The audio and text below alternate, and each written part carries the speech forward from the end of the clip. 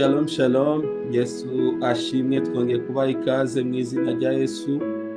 Imana ibaha umugisha, Imana ibagire neza. Bimwe mwese mwazindutse muri kino gitondo kugira ngo tubashe kubana mu mwanya w'ijambo ry'Imana. Yesu abaha umugisha mwinshi cyane.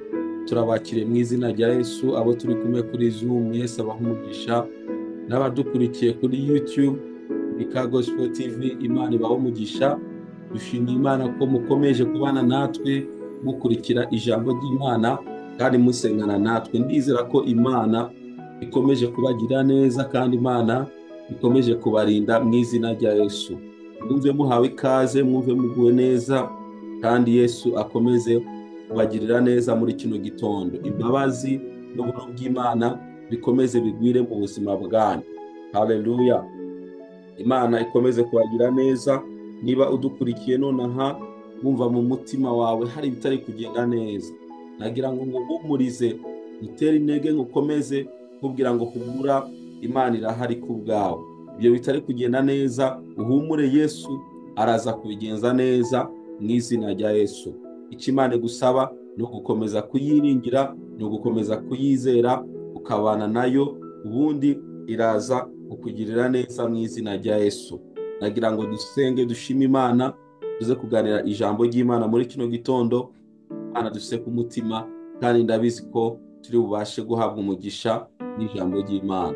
Reka dusenge. Abari kuri Zoom ubishoboye wafungura mikrofone yawe ukazamura ijwi tugasengana twese mu izina rya Yesu. Mana, turagushimiye, tuguhaye icyubahiro. Uri Imana igira nneza, Imana yo kwizerwa, uri Imana imbaraga. Iki gitondo Mwami turagushimira ubuntu bwawe, turagushimiye ko utugire neza, turagushimiye ko wongeye kuduha amahirwe yo guterana n'abera, haba kuri Zoom, haba kuri YouTube. Izina ryawe rihabwe icyubahiro Mwami Imana. Turagushimiye ko utureba, turagushimiye ko uturinda, turagushimiye ko utugwanira intambara. Imitego yose tumwa Satani atega mu buzima bwacu ugenda uyidusimbukisha, kisanga Mwami twageze kure, twakomeje urugendo. Izina ryawe rihabwe icyubahiro Mwami. Ndasenze kugira ngo ukomeze kubana natwe, ukomeze kutugirira neza muri kino gitondo Mwami. Abantu bose bakwigiye bahabwe umugisha nawe kandi bahishurirwe n'ijambo ryawe Mwami. Uzobukoze Data wa twese. Turagushimiye rero ko Imana igira neza. Reka uze utanze kandi utegeke mu buzima bwacu. Icyubahiro cyawe kikomeze mu miryango yacu no mu bacu no mu bihugu byacu. Mu izina rya Yesu Kristo dusenze kandi twizeye. Amen. Amen. Amen. Imana ibahe umugisha. Imana ibagire neza mu izina rya Yesu. Iki gitondo nagira ngo dusangire ijambo ry'Imana. Basoma ibyanditswe bitatu, ariko ijambo tugiye kuganira yavuga ngo Uwiteka akwereka inzira ukwiriye kunyuramo. Uwiteka akwereka inzira ukwiriye kunyuramo muri kino gitondo. Uwiteka akuyobore mu nzira ikwiriye muri kino gitondo. Urabizi hari igihe tugera ahantu ubuzima ukabura icyerekezo neza neza, ukibaza se ndanyura hano, ndakora bino, ugasanga gufata icyerekezo cyangwa se gufata ibyemezo biri kukugora cyane. Ariko Imana ishimwe, dufite Imana mu ijuru yituyobora ikatwereka inzira zikwiriye tugomba kunyuramo. Isengesho ryanjye muri kino gitondo ku buzima bwawe nuko Imana yakwereka inzira ukwiriye kunyuramo, yakwereka yaguha ibyemezo bikwiriye gufata mu buzima bwawe, kandi bikaba ibyemezo bifitiye umumaro ubuzima bwawe. Kuko ushobora gufata icyemezo kimwe cyangwa se ugaca mu nzira itariyo, ukayoba, ugatakara, ugasanga wagiye ahatari, ukisangura ahantu hadakwiriye. Rero Imana itugirire neza muri kino gitondo. Hari igihe dutinda ahantu kandi atariho twakakwiriye gutinda. Hari igihe tujya mu bintu kandi atari byo twakagombye kuba turimo. Ugasanga ubuzima bwacu buri mu kajagari, buri mu kavuyo, nta gutera imbere, ntaki, umuntu ari hahandi kubera iki? Nta cyerekezo gihari. Rero ndasenga mu izina rya Yesu ngo Imana iduhe icyerekezo, Imana iduhe icyerekezo cyo gufata. Imana iyobora intambwe zawe, Imana iyobora intambwe zacu mu izina rya Yesu. Ababyeyi muri hano, Imana iyobora intambwe z'abana banyu. Hari igihe abantu bagera mu myaka yo gufata ibyemezo n'imyanzuro runaka, Satani akabavangira aho ngaho, bigatuma abantu batakaza destine zabo kubera gufata ibyemezo n'imyanzuro itariyo. Imana ica inzira mu izina rya Yesu. Umwanditsi w'ijambo yaranditse, umuhanuzi Yesaya igice cya 55 ku murongo w'9, aravuga ngo nk'uko ijuru risumba isi, niko inzira zanjye zisumba izanyu. Inzira z'Imana zisumba inzira zacu. Twebwe dushobora kwibwira inzira zo kunyuramo, ngo ariko ngo inzira z'Imana zisumba inzira zacu. Niyo mpamvu dukwiriye kuba maso cyane, niyo mpamvu dukwiriye kwinginga Imana kugira ngo Imana ituyobore mu nzira zayo zikwiriye, itugendere mu kigari cy'abandi bantu. Hari igihe dutindana n'abantu bakatuyobya, bakadutwara mu nzira zitari zo, ngo ariko inzira zanjye ngo zisumba izanyu, ngo nibyo nibwira bisumba ibyo mwibwira. Imana ishimwe cyane.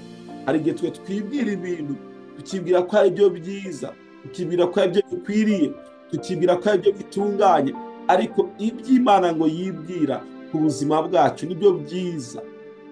Haleluya.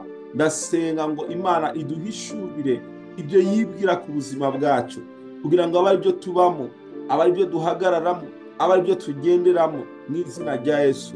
Iki gitondo rikubera isengesho ryawe.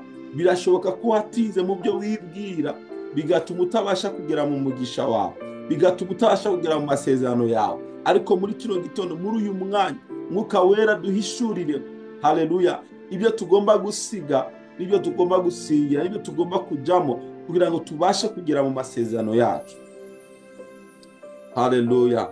Zaburi 32 ku murongo w'8 biravuga ngo nzakwigisha nkwereke inzira unyuramo.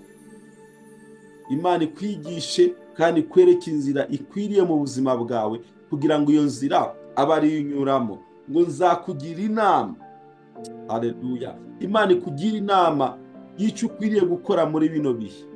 Abantu bagendera ku nama n'ibitekerezo b'ibyo basomye mu binyamakuru, byo basomye ahantu, ariko rimwe na rimwe hari igihe bitucanga, hari igihe na rimwe bituyobya. Imana ikugira inama ngo ibyisho ryanjye rizakugumaho. Haleluya. Imana iguhozeho ijisho ryayo ku buzima bwawe, kugira ngo nujya no kuyoba ujye wumva Imana ikubwira ngo ya, aho ngaho uciye siho hakwiriye, ca hano niho hari umugisha wawe. Bikubere uko mu izina rya Yesu.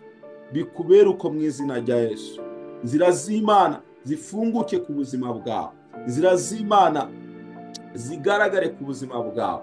Imana yongere kandi kwiyereke mu buryo unyura mu nzira ikuganisha mu isezerano, ikuganisha ahantu Imana yateguriye ubuzima bwawe mu izina rya Yesu. Kadusoreze muri Yesaya igice cya 30 umurongo wa 21 cyangwa se 21. Yesaya 30 umurongo wa 21 cyangwa se 21 biravuga ngo kandi nimujya kunyura iburyo cyangwa ibumoso. Rimwe natangiye mvuga, hari igihe wiyumvira ngo ese nanyura iburyo, ese nanyura ibumoso, bikagucanga muri wewe. Ngo amatwi yawe azajya yumva ijwi riguturutse inyuma rivuga riti, iyi niyo nzira mube ari mukomeza. Amen. Nimujya kunyura iburyo cyangwa ibumoso byagucanze, ngo amatwi yawe azajya yumva ijwi rikubwira ngo ngiyi inzira mukwiriye kunyuramo, aba ariyo mukomeza. Imana ishimwe cyane. Iki gitondo Uwiteka Imana, haleluya, agiye kukuganiriza mu ijwi. Ube sensible, utega amatwi yawe akinguke, kugira ngo Imana ikuyobore mu nzira zikwiriye. Ntuba ufata ibyemezo byo kunyura mu nzira bidahwanye n'umugambi w'Imana. Kandi isezerano ry'Imana ritubwira ngo tuzumva ijwi. Amatwi yacu afunguke kugira ngo twumve ijwi ry'Imana. Hari igihe dutinda mu kazi runaka kandi atari ko Imana yifuza ko dutindamo. Yewe hari n'igihe utinda mu gihugu runaka atari Imana yifuza ko utinda. Hari igihe utinda mu itorero runaka, muri ministry runaka atari Imana yifuza ko utinda. hari igihe utura ahantu muri quartier kandi atariho Imana yifuza ko utura.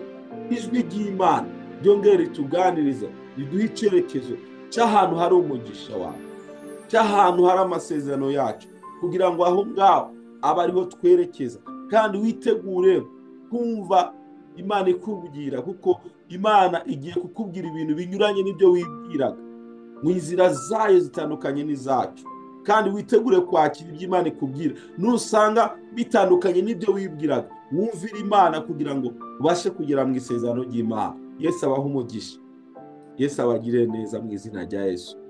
Haleluya.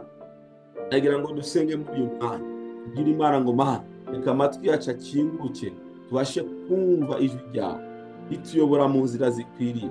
Abantu benshi twatakaje igihe mu bintu bidakwiriye, dutakaza igihe ahantu hadakwiriye, kandi hari ahandi hantu twakagombye kuba turi, kandi tukahabonera umugisha, tukahabonera ibyiza, ugasanga twaratinze mu nzira, dutindira ahantu hadakwiriye.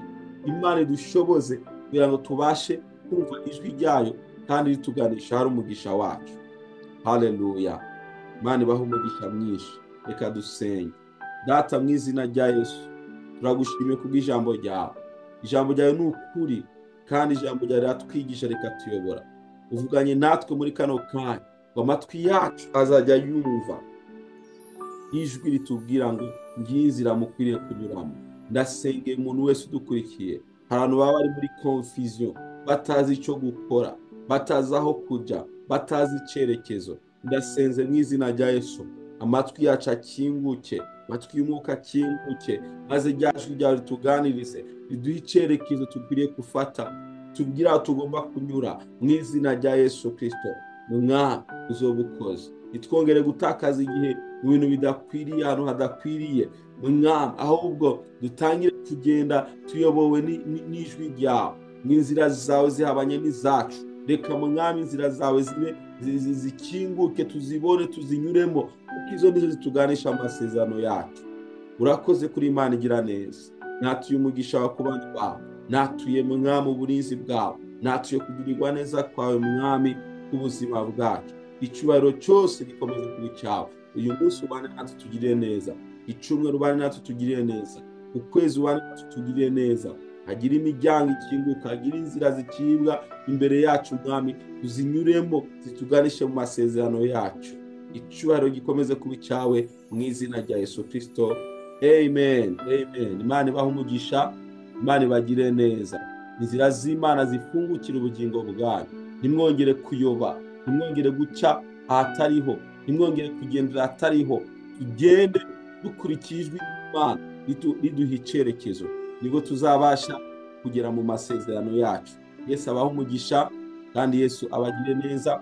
Mwakoze kubana natwe, uze gufata iyi link ya YouTube muyisharinge ku bandi, kandi niba utarakora subscribe kuri Ndika Gospel TV uyikore, kugira ngo ukomeze kubana natwe no gukurikira ijambo ry'Imana. Yesu abahe umugisha, mwarahezagiwe. Shalom shalom.